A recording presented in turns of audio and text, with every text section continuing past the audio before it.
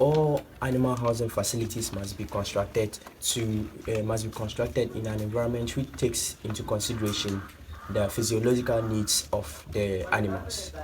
So, did you know the behavior of an animal or the behaviors of animal influence the housing facilities that they are put into or the housing cages that they are put into? Well, that's what we are going to be talking about here. Welcome to another exciting episode here on the North Farms. My name is Ezekiel. So today, basically, we are going to be talking about animal housing and shelter. Animal housing and shelter.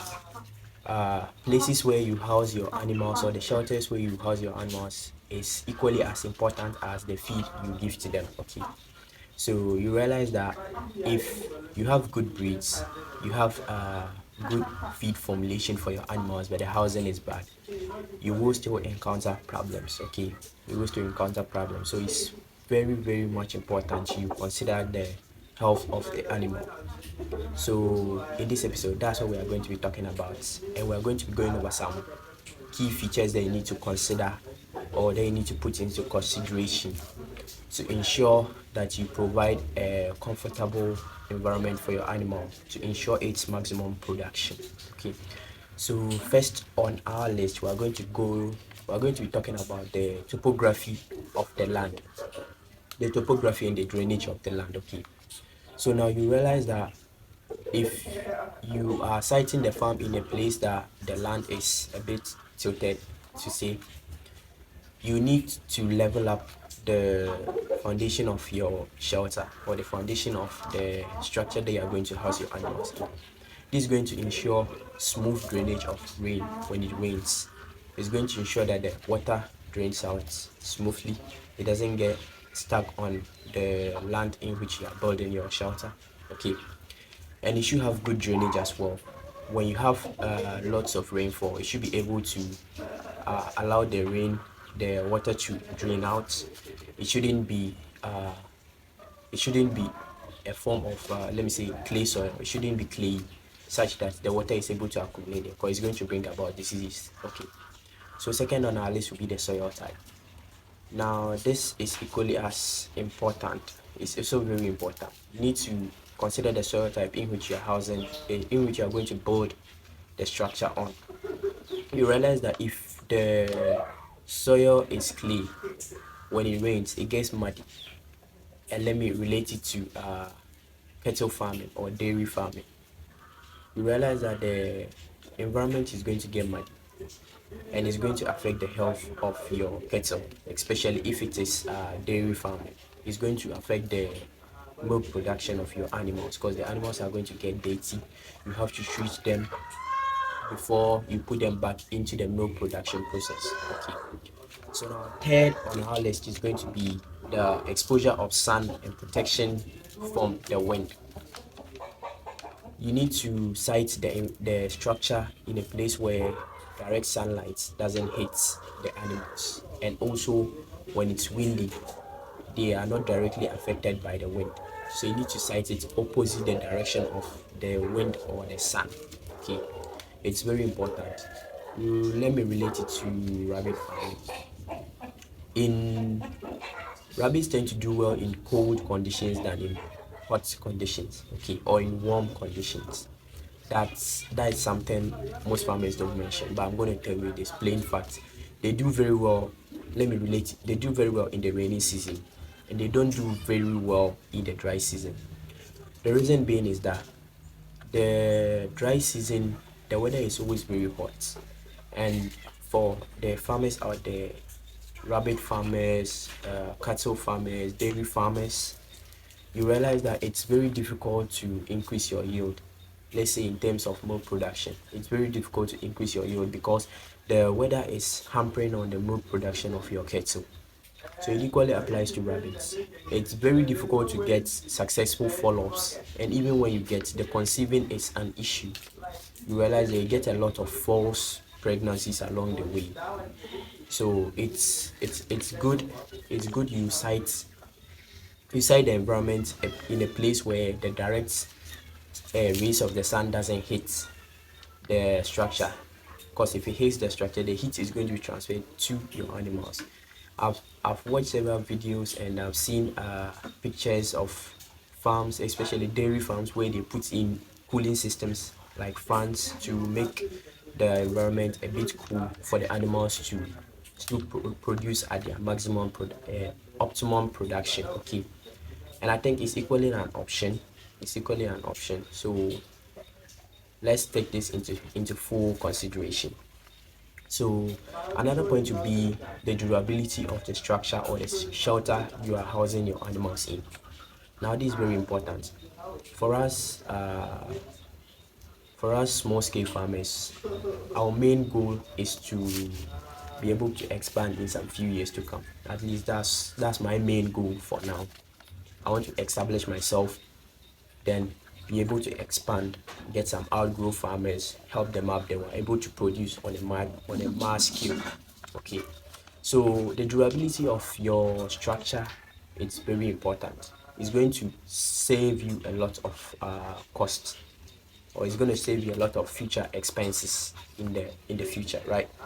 So you need to construct these housing or shelters to withstand the wind, to withstand the rain, in terms of the animals destroying the cages or the shelter. You need to be able to withstand the bites of rabbits. Say grass cutters, they equally bite a lot. You realize that these animals, their cages are constructed with durable materials. Okay, and they take caution when they are constructing these cages or these structures. So like I said, from the beginning, the behavior of the animal is going to influence how the structure is being constructed. The structure of goat pen is different from the structure of, say, kettles in the feedlot system. It's far different. Okay, just like how the cages of rabbits are different from the cages of grass cutters, even though some people tend to mix them up. I had a friend who told me a scenario where he kept rabbits in the layers caging system, the poultries that are normally kept in the cages. He kept rabbits in there. Then at the end of the month, almost every rabbit got affected by sore hook. They had sores all over their feet, and he was forced to buy drugs and treat them, which was an expense for him. So what I'm simply trying to say is that construct the cages construct the cages to be durable so that they can withstand any form of destruction that the animals may bring to it, or any form of destruction that the environment produces. Let's say wind, sun, rain. It can be able to withstand these factors that may come in the long run. Okay, so another thing to ensure is water supply. We all know how important water is to us humans and also animals as well. This is going to aid in your digestion. So it's very important you ensure that there is water. Let's say you are doing goat farming, okay, or you're doing sheep farming. You need to site your structure close to a water source or a water body. Or better still, if you know you can bring in, you can drill a borehole. You can drill a borehole in the farm. It's good. It's good for you, okay. Or you can join through the Ghana Water Company. It's equally going to work as well. You realize that the presence of water is going to be very crucial. It's going to be used to feed your animals, that's to water your animals, and it's also equally going to be used to clean the structures from time to time. Let's take it that every month you'll be able to use this water to clean the environment around. So our last point is going to be the facility, labor, and the food. Okay, the facility, labor, and the food. Now, for us backyard farmers, we know that these things we are not going to consider much of, especially this last point.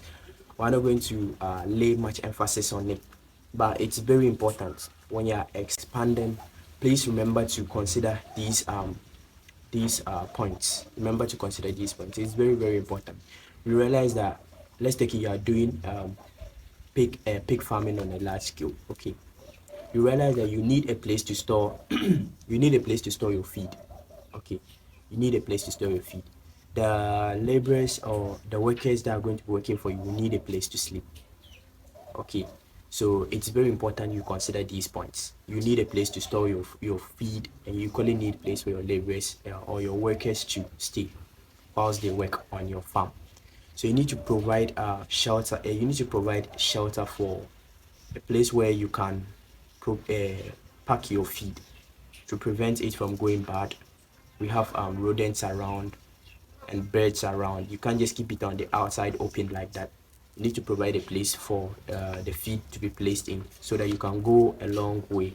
Let's take it that you've been farming brachial grass like I have, or alfalfa grass, or any form of forage. You need a place to store these bales of hay or bales of silage. Sorry, silage rather.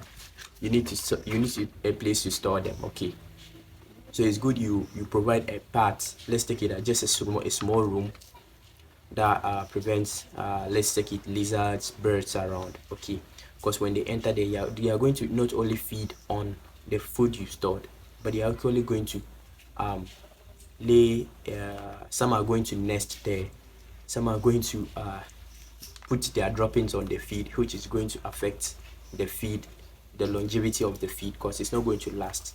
You realize that when there's moisture in hay, it tends to go bad. Okay, it tends to go bad, and it's not going to last. It's not going to last for the number of years we anticipated that it was going to last. Okay, so it's a place where these feeds can be stored in for future use. Okay, so and you also need to provide facilities where you can house sick animals. That's a sick bay. You realize that if you are going on a large scale, it's going to be very beneficial to you to try and isolate animals that aren't feeling very well or animals that are sick, to provide a place where you can keep them so that they don't spread the disease to the rest of your flock. It's going to be very beneficial. So it's going to be good you provide a place that you can house these animals in whilst you treat them. Okay, and also you need a place where you can accommodate your workers. You realize that if somebody is doing, let's say, goat farming or cattle farming, he would require labor force. So meaning the workers will have to live on the farm or will have to stay on the farm, which is going to be very beneficial because there's going to be minimal wastage of time. Okay, when they wake up immediately they move to the farm and they begin their responsibilities or their duties on the farm. Okay, so it's going to be good you provide a small portion where you can accommodate your workers in.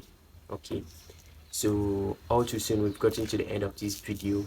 Hope you enjoyed, you learned a thing or two, and also I'd like to say a big thank you to you guys. You've been helpful. You've been very helpful to us.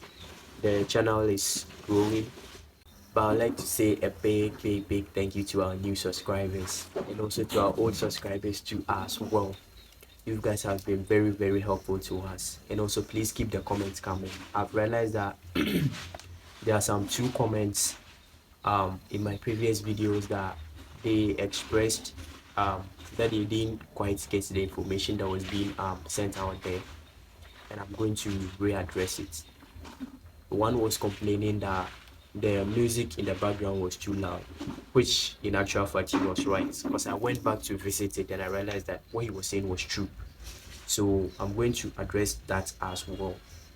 So be sure, it might take some time, but I promise you I'm going to make a separate video purposely for you guys, the two subscribers that are giving out this the second subscriber is talking of the amount of pawpaw powder you give to your winners or your rabbits. Okay, so I'm equally going to address that as well. I think it's related, so I'm going to compile them and put it as a single video for you guys so they can get a comprehensive understanding of whatever that was being shared in those two videos. Okay, but our analysis have shown that you guys, 95% of our viewers aren't subscribers. So my one and major question to you guys is, why haven't you subscribed to that channel? I know you guys have learned a thing or two since you started viewing this channel, so it's very good you join us, you join the family. Okay, it's your comments that keeps on driving us, your subscriptions that motivate us to put out more content out there for you guys. So I'm pleading with you guys, please make it a point to subscribe to the channel. It's not going to take much. Just go hit the subscription button, and also hit the notification button so that you are alerted anytime we drop a video or a post. Okay, so please do me this favor. As you are exiting this video, please go and go and make sure you subscribe to the channel so that we can grow as a family. Okay, so thank you very much for your time, and you have a lovely day.